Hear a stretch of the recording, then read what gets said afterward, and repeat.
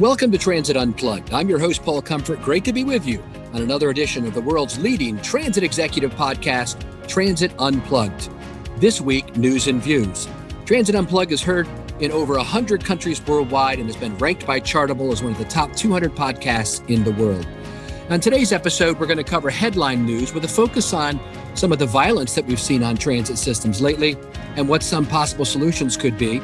Then we're going to do an interview with our newsmaker today, Rich Sampson, who's Executive Director of the Southwest Transit Association, focused on all the latest news out of Washington, D.C. when it comes to transit funding opportunities, and regulations. And then a look at the future of public transportation. All that on this episode of Transit Unplugged News and Views.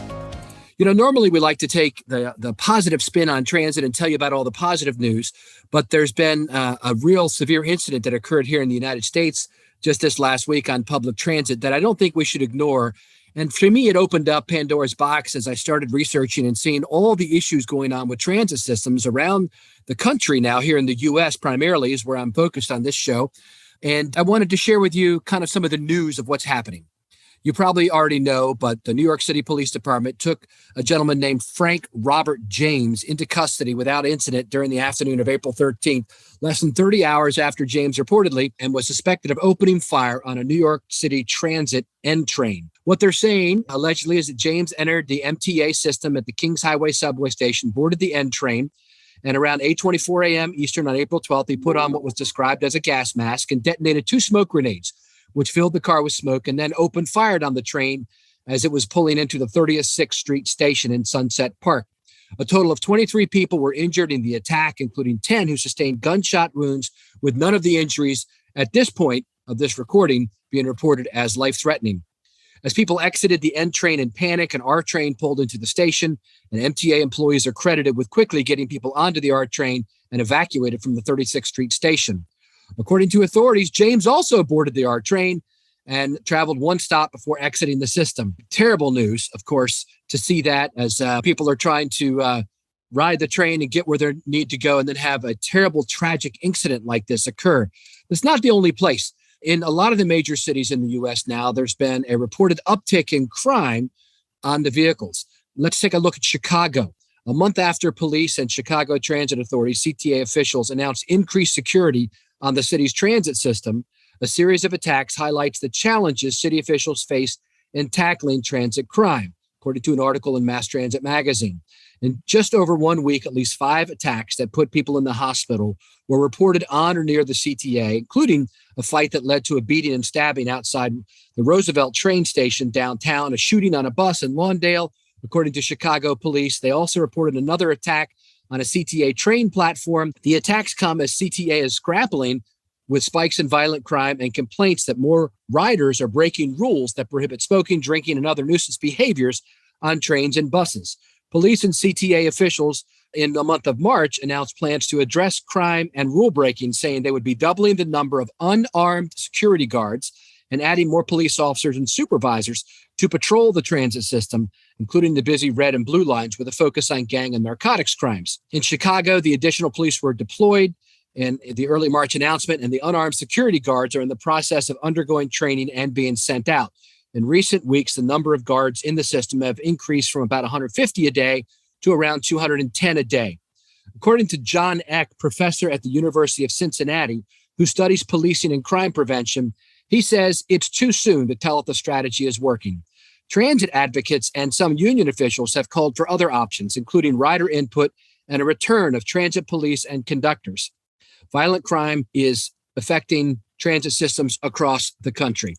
In California, though, another issue is also going on there. Violent crimes on the system have jumped 36% in the last year on LA Metro, according to Metro data, with aggravated assaults, rapes, and homicides rising for the second year in a row. And there's been some high-profile crimes involving homeless people that have jolted leaders of Metro.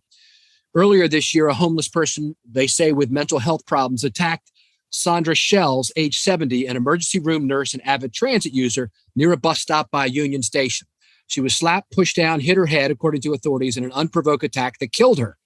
County Supervisor Holly Mitchell, a Metro board member, told her colleagues, as it was reported in an article in the LA Times, The murder of Miss Shells exposes our shortcoming.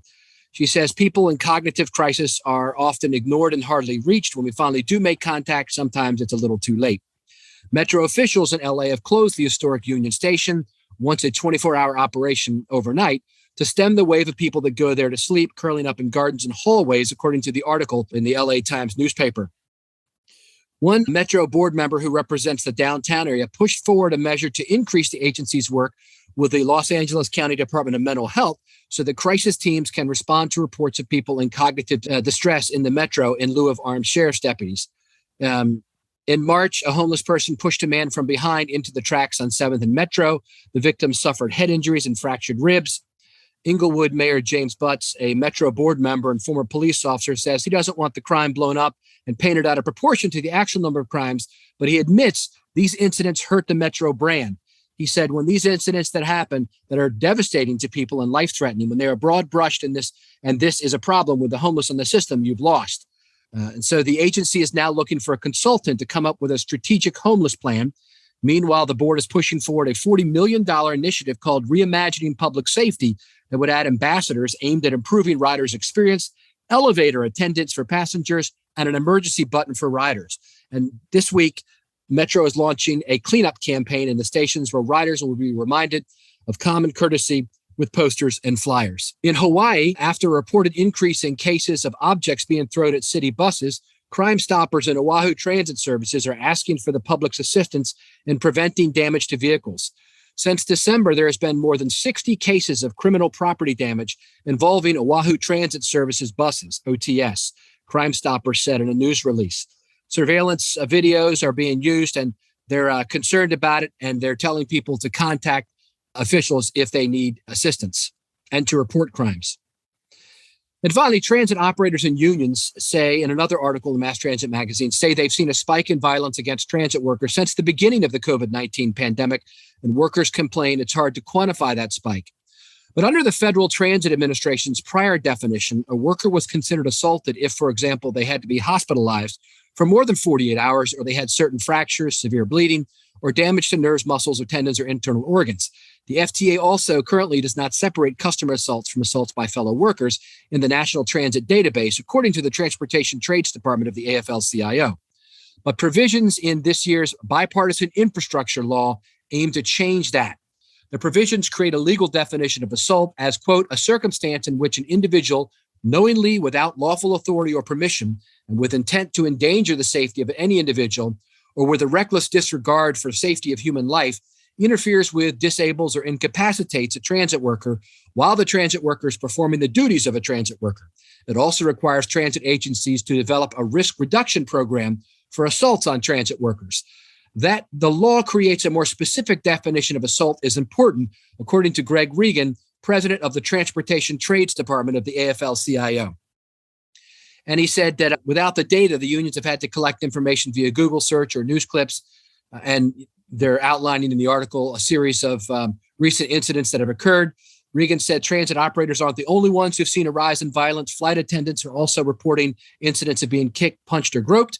And you may have heard that the House of Representatives passed a bill by a vote of 339 to 85 this month that would require all transportation modes to establish formal policies, training, and reporting structures on sexual assault and harassment, another effort to combat a purported rise in hostility against those who work in transportation. John Costa, president of the Amalgamated Transit Union, representing more than 200,000 transit and transportation workers, said his union has worried about violence on transit operators for years. FTA Administrator Nuria Fernandez has set a July 31st deadline for agencies to begin work on transit safety plans and a December 31st deadline to complete them. The law requires the plans to be crafted by labor and management and be updated every year as long as the law is in place. The FTA spokesperson said FTA will continue working with labor and management throughout the country to ensure these committees are created and that they are effective at protecting American transit workers, adding, it is unacceptable for the men and women who connect all of us to our communities to fear for their safety at work. So that's just a high-level overview of some of the incidents that have occurred recently on transit. It is an area of concern here in the U.S. Transit agencies are responding. We'll keep you updated as news develops.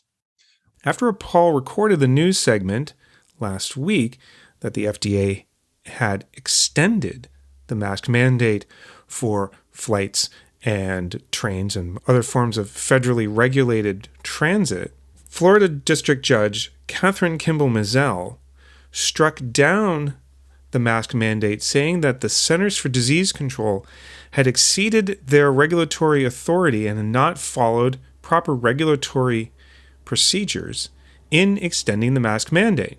Now, it's now up to various transit agencies, airlines, and airports to continue or end mask mandates in their facilities. Now, as far as Canada goes, according to the CBC, Transportation Minister Omar Alkhabra said that Canada is going to continue its mask mandates on flights and trains for the near future. And that's it for the news for Transit Unplugged News and Views. Now stay tuned for Paul's interview with Rich Sampson of the Southwest Transit Association, where they talk about all of the funding that has come from the U.S. federal government supporting transit agencies, what that means for the future of transit. Great to be with Rich Sampson, Executive Director of the Southwest Transit Association, known as SWATA or SWATA Nation, which I love. And Rich, thanks for being with us today. You're calling in from one of your state's conferences. Yeah, I'm in Tucson, Arizona right now, Paul, at the ASTA conference. And we are recording this just before Easter weekend so that we could give you the latest news on what's happening out of Washington, D.C. Rich and I were talking about doing this a couple of weeks ago, and we agreed, let's wait until just before the program goes live so that we get the latest and greatest news. So there's been obviously a lot of good news when it comes to funding in public transportation, Rich, lately. Some terrible news out of New York City when it comes to transit just recently, which I covered before this interview on our news segment of the program. And then some interesting news out of Washington last week. So kind of like the good, bad, and the ugly, I guess, like the movie, right? About mask mandates and them continuing on public transit. It's like the only place where, well, whatever, we'll get into that in a minute. So tell us some about your perspective as executive director. You're really tuned into what's happening in Washington. Give us the landscape, and then we'll dive in where you think we need to. Sure. Thanks, Paul. And appreciate you having me. And, it's a blessing and a curse territory we're in right now. Of course, we've talked about the bipartisan infrastructure bill, the IIJA, which passed last year. And really, that's set up the stage for basically everything transit's wanted from a funding perspective, or pretty close to it, for the next five years. If you look at APTA or CTA or any national organization in terms of the funding request, what Congress and what became law was almost what we asked for. The problem was there wasn't many policy changes in that law. There was a lot in the House bill, and then the Senate moved real quick. So the great news is there's lots of funding available. People really recognize the important role transit plays in moving essential workers and keeping our communities and the economy going during COVID. We've actually done a real good job spending down the COVID relief bills from CRISA and CARES and ARP. All those have been spent down at least 80%. The first one's almost totally spent down. So our industry has done a good job taking that investment from the emergency funding and getting it out into the communities. That was rewarded in the bill. So that's what's happened. What's happened now, and I guess it's past tense too, is the FY22 appropriations process is now complete, thankfully. It was a lot of work and, frankly, factors that were beyond our controls in industry to influence. Essentially, our items in the approps bill were done, non-controversial. It was just in a log jam. So that first year of funding from the BIL has now been appropriated, and FDA has the apportionment tables out to all the systems. And that's great because now the agencies can get through the rest of the year knowing their funding's intact is what they expected, and continue to maintain service and even start expanding. Can I ask you to pause right there? And I'd like you to, for our listeners around the world who maybe have different type of funding models, maybe explain how formula funds work in the U.S. under the 1964 Act and how amended, and just a minute or two on that. In America, we have three layers of government, like a lot of people do. We have the federal, the national government, then states, 50 states, and then local. And the federal government gives money down through the states a lot of times, or through metropolitan planning organizations, and spreads it out to transit agencies. And they do it by formula. Now the floor is yours. Yeah, thanks, Paul. The formula programs serve different size communities and different service types. So there's funding for large urban areas to operate fixed route service, and small urban areas too. There's funds for seniors and people with disabilities. There's funds for rural areas. All these are based on formulas, literally, that calculate how much a system or a region gets based on how the population or based on the type of results they've had previously. Those are formula programs. Then there's also competitive or discretionary programs that are in that bill that are essentially grant programs that are awarded for projects or for different types of focus areas. Those funds also increased. But how it works in the United States is Congress has to set a level of funding that's available first. That's called an authorization bill. The one we have right now is called the Bipartisan Infrastructure Law. Then the Congress has to actually say, okay, now you have the money for this individual year for the formula funds and for the grant funds. And that's what just happened earlier, kind of about a month ago, is that appropriations process for most of the government went through, and that resolved the budget for this year for the federal government, from defense to state to everybody. And our funds for this year, fiscal year 2022, are now in place. Those expire on September 30th because our federal fiscal year starts October 1st. Exactly. So this gets us through the rest of this fiscal year, now for the rest of the calendar year. What's also happened now is President Biden and his administration have released their proposal for fiscal year 23. So kind of how it works for everybody around the world is the president and the administration will generally list kind of a proposal or a concept of that year's funding and how much, if the authorization level should be met, exceeded, reduced. In transit, we want to see them at least met, if not exceeded, each year. So now we're into looking at fiscal year 2023. The key thing about this 5-year funding bill is we need to make sure as an industry that each year we get that level of funding that's been authorized in the bill.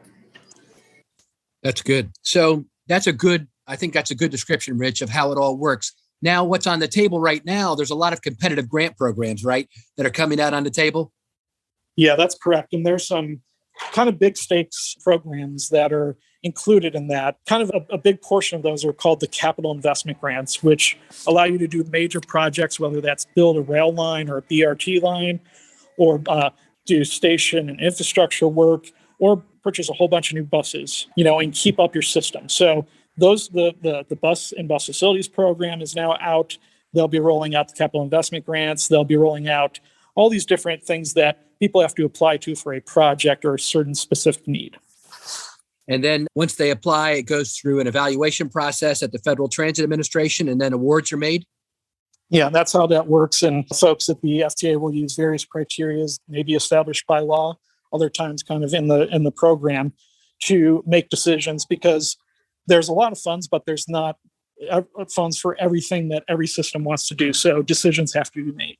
And This is where, our members in SWATA and transit agencies around the country need to be engaged on a regular basis in communicating with Washington, both their members of Congress and the FTA, on their projects and what's important to them. Are there any other funding issues you'd like to address today from the federal government? I think the funding cycle just needs, the thing we hear time again is it needs to be predictable, and then needs to be responsive to issues that are coming up. Paul and I, we've talked about, the challenge in maintaining drivers right now is a huge challenge. Yep. And capital funding doesn't address that. We need to be able to make our systems run, and whether that means hire drivers or keep up the vehicle purchases, these are all things that are included in the funding realm. That's good. I guess one final question for you, Rich, a big question. When it comes to rules coming out of Washington, a lot of folks were looking forward to potentially not having to have mask mandates on public transit and especially on airplanes.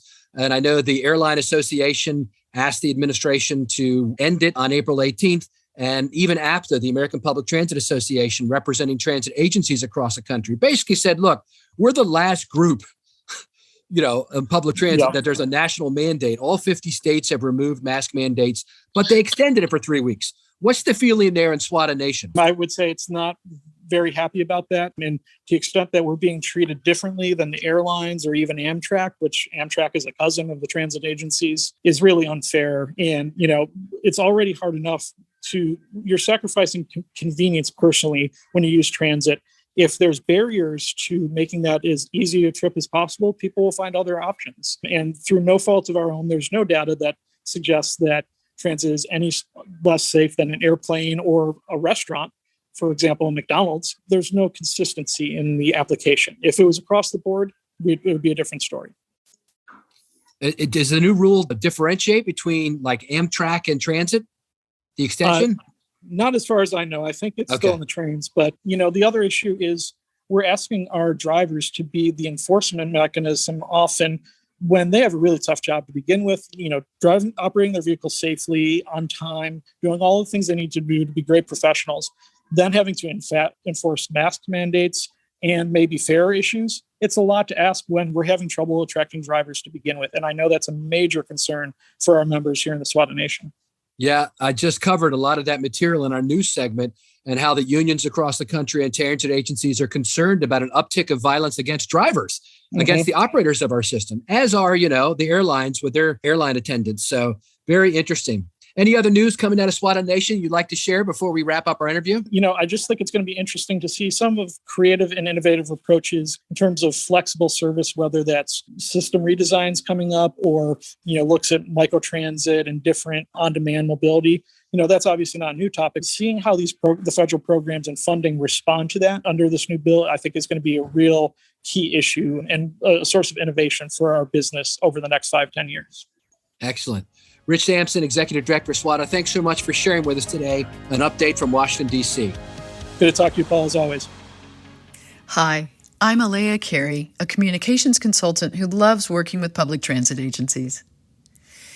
Marketing isn't just about the things you can touch, like flyers and your passenger guide, nor is it just made up of things made out of electrons, like social media posts.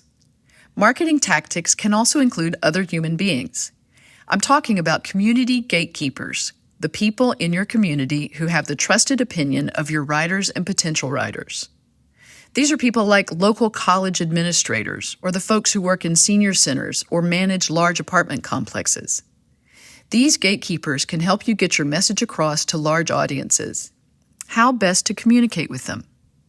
First of all, keep an up-to-date list of people in your community who work with large organizations and social service groups.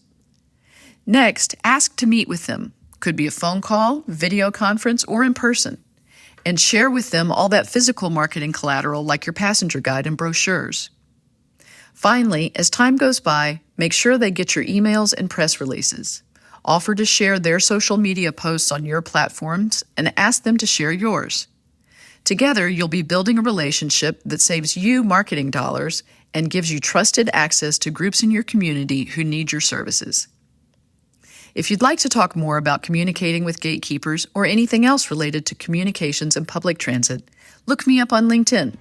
My first name is spelled E-L-E-A, last name C-A-R-E-Y. Hi, this is Mike Bismeyer, Regional Sales Director for Proterra, and this is Mike's Minute, where we talk about leadership, mentorship, and kindness with the hopes it will inspire you to pay it forward. I wanted to take an opportunity this week to leave you with 2 simple messages. First, as we come out of this past Easter's weekend, I hope you all had an opportunity to enjoy some time with family, friends, partners, loved ones, those that are special, a little time to reflect, the simple things, and to do something for someone else in need. Secondly, I have spoken many times during the pandemic about the everyday transit heroes, operators, and frontline workers that have kept transit moving. Well, unfortunately, that came to light again this week with the horrific incident on the Brooklyn, New York subway. But I wanted to send out a huge, simple thanks and kudos to all those who went above and beyond, reacted amidst chaos, and ran towards it. Those who selflessly put their lives aside to save others. Thank you for making such a selfless difference. Again, transit operators, frontline workers, we couldn't do it without you. Have a great day. Kindness is cool. Thanks for listening. Now we're on to the Future of Public Transportation segment, where we take a look at what's happening on my schedule this week of what's happening coming up over the next month or so in public transportation conferences that I'll be attending, opportunities for us to connect. Of course, send me a note on LinkedIn or send me an email at paul.comfort@trapezegroup.com. Was excited to speak recently at the Delaware DART Transit staff meeting to a group of 60 senior staff on post-pandemic leadership.